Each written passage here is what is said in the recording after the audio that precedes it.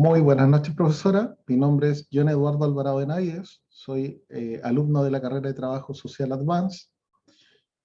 Bueno, voy a pasar a exponer, como me corresponde, mi mapa conceptual. ¿Ya?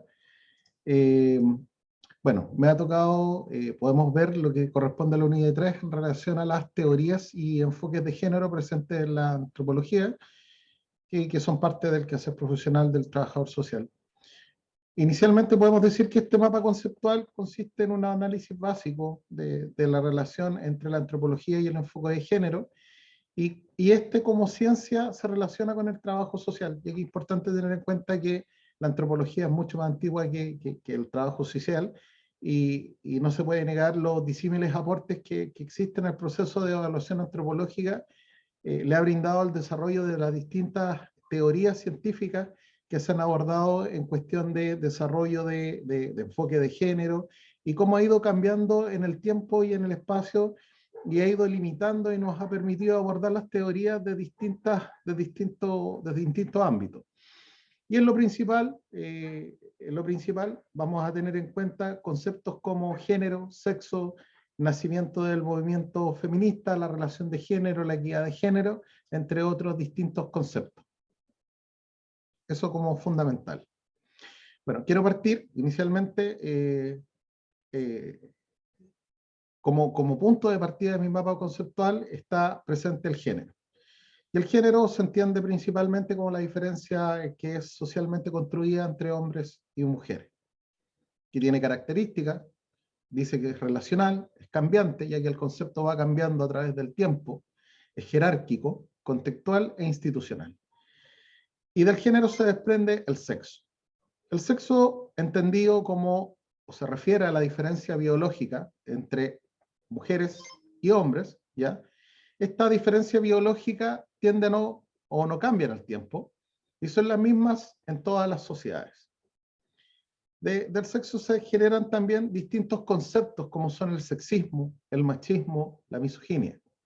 Cuando hablamos de sexismo, tenemos que entenderlo como la creencia fundamentada en mitos de superioridad del hombre sobre la mujer, y esto ha generado a lo largo de la historia privilegios que ha tenido el sexo masculino por sobre el sexo femenino. Cuando hablamos de machismo se refiere, lo constituyen aquellos actos por medio de los cuales se manifiesta de forma vulgar y poco apropiada el sexismo subyacente en la sociedad patriarcal, y que ha estado presente desde el inicio de la historia y se ha seguido manteniendo, obviamente, con un cambio en los distintos paradigmas y en los pensamientos reflexivos que se ha tenido con respecto al rol de la mujer en la sociedad, el rol de mujer en la familia, el rol de la mujer en el contexto espacio público, y también en el contexto de percibir o romper con paradigmas, ¿ya? Deconstruimos un poco la sociedad en este nuevo concepto de tratar a la mujer como igual a un hombre. Y también tenemos el concepto de misoginia, que es definido como el odio que se tiene hacia la mujer, ¿ya?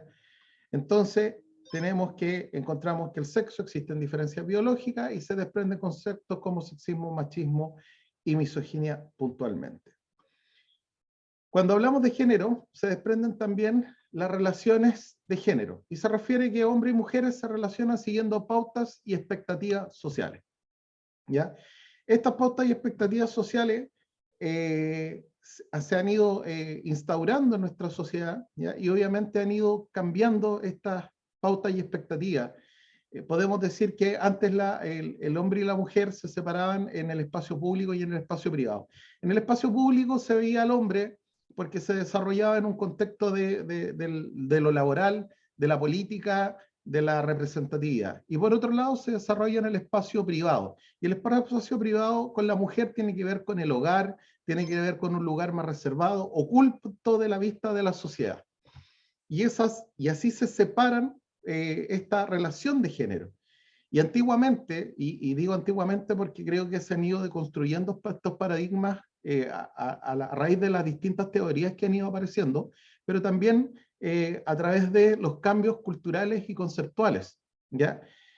El hombre se caracterizaba cuando hablábamos de activo-pasivo, porque se decía que el hombre era más desde el hacer y la mujer más desde el contener las emociones, que el hombre era productivo porque el hombre era quien trabajaba y la mujer se asociaba al rol de la reproducción. Por otro lado, se hablaba de que el hombre era fuerte y la mujer era débil, por ende el hombre debía cuidar a la mujer. Ahora nos damos cuenta que, si bien cuando hablamos de fuerza podemos hablar a nivel muscular, quizá exista una diferencia. Cuando hablamos de la emocionalidad, hablamos desde los sentimientos, desde el espíritu, desde el coraje, desde otra perspectiva de la fortaleza mental, podemos decir que hombres y mujeres somos iguales, ¿ya? Distintos en algunos aspectos, pero somos iguales, ¿ya? Cuando hablábamos de lo público, recién nos referíamos al concepto de el hombre en el espacio público, en la esfera pública, en la política, en las organizaciones, en los directorios, en las altas esferas, y la mujer relegada a un segundo plano, ¿ya? O sea, a lo privado, al hogar, fuera del espectro público. Y cuando hablábamos del hombre también, bueno, hay distintos conceptos, pero dentro de eso estaba la razón, donde decían que la mujer era emocional, por ende no podía, esto estamos hablando del siglo XVIII hacia atrás, donde se decía que la mujer solo actuaba desde la emoción y no desde la razón, ¿ya? O sea, ahí se construyeron distintas teorías y finalmente que fueron quedando, fueron siendo derogadas, ¿ya? Y del género se desprende la equidad de género, ¿ya? De estar mucho más adelante se desprende la equidad de género. ¿Y qué es la equidad de género? ¿O qué busca? Ir más allá de las reivindicaciones de igualdad entre hombres y mujeres, ¿ya? O sea, la mujer no solamente busca que se le compense por aquellas cosas de las cuales fue privada, derechos, de aquellas, y que aún sigue siendo relegada en algunos sentidos, ¿ya? ¿Y qué se pretende con esta equidad? Lograr la igualdad de oportunidades para que las mujeres, sin afectar su derecho a ser mujeres, logren oportunidades igual que los hombres. Y de ahí hemos avanzado a nivel político, en paridad, hemos avanzado en distintos aspectos que tienen que ver con dejar a la mujer en un rol importante, en un rol preponderante en una sociedad donde necesita de ambos, ¿ya? Para que esto funcione. Las mujeres quieren ser iguales políticamente a los hombres, más no idénticas, entendiéndose que existen diferencias que nos hacen finalmente un complemento y no algo separado. También desde la equidad de género podríamos decir que desde el género se desprende la perspectiva de género y se refiere a que el mundo es un lugar mixto, ¿ya? Es un lugar que es compartido tanto por hombres como mujeres. ¿Y qué implica esto? Implica visibilizar las brechas, las iniquidades sobre los distintos sesgos culturales y desmarcados del poder patriarcal. O sea, el hombre como centro del mundo o como centro de las esferas de la sociedad, y finalmente ir eliminando esas barreras y decir que existen, las mujeres tienen tanto o más derechos, cualidades y competencias para ocupar estas altas esferas públicas, ¿ya? Y para poder lograr esta perspectiva de género, ¿qué es lo que implica esto? Hay que tomar medidas para cerrar las brechas y obviamente reducir las inequidades por medio de acciones positivas que logren hacer que socialmente logremos cambiar estos paradigmas y estos pensamientos, ¿ya? Que si bien para parte de nuestra sociedad son difíciles de asimilar, podemos decir que la juventud, podemos decir que los jóvenes, no como los jóvenes propiamente tal, pero la estratificación con respecto a las edades o la generacional, las brechas generacionales se han ido acortando con una mentalidad mucho más amplia. Del concepto de género también se puede utilizar conceptos como teóricos, como enfoque, como categoría de análisis, ¿ya? Ahora, es sumamente importante que desde el género, ¿ya? Desde el género propiamente tal, nace a lo largo de la historia un movimiento que se denomina feminista.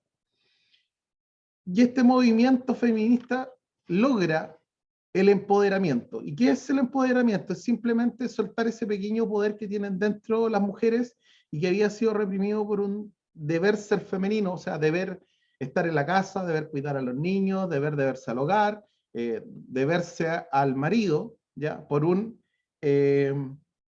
Obviamente todo esto impuesto por un patriarcado, por el patriarcado, y por poner a la mujer en un rol igual, de iguales, ¿ya? De iguales con el hombre. Construirse desde la autonomía, ¿ya? Y volverse protagonistas de su vida y no relegadas a un segundo plano.